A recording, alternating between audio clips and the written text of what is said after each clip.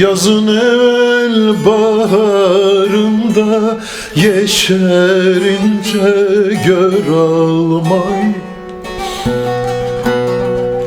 Yel esip yere düşmeden budağında kırılmayı. Almanın budağı ağlar, gözyaşı durmayıp çalar. Beyler paşalar ağlar, diz üstüne kor almayı, kor almayı.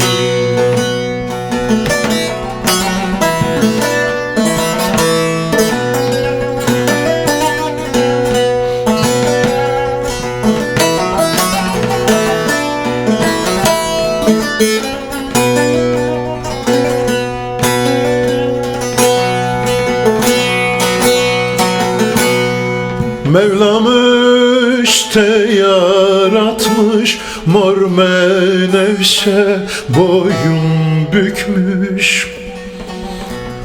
Mevlam öymüş de yaratmış, mor menevşe boyun eğmiş.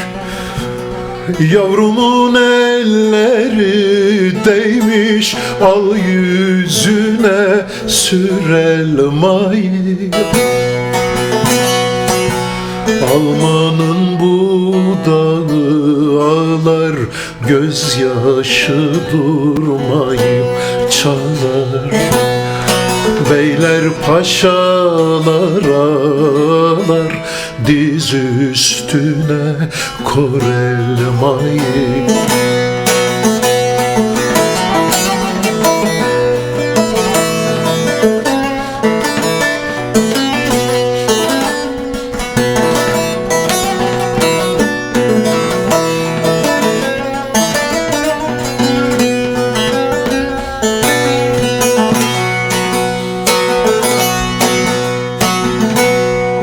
Karaca olan kaynar coşar, aşk dalgası boydan aşar. Bir kötüye yolu düşer, kadrin bilmez yer almayı. Perişan gönlüm perişan, almadır aşıka nişan. Almasız yâre kavuşan, ah eder anar elmayı.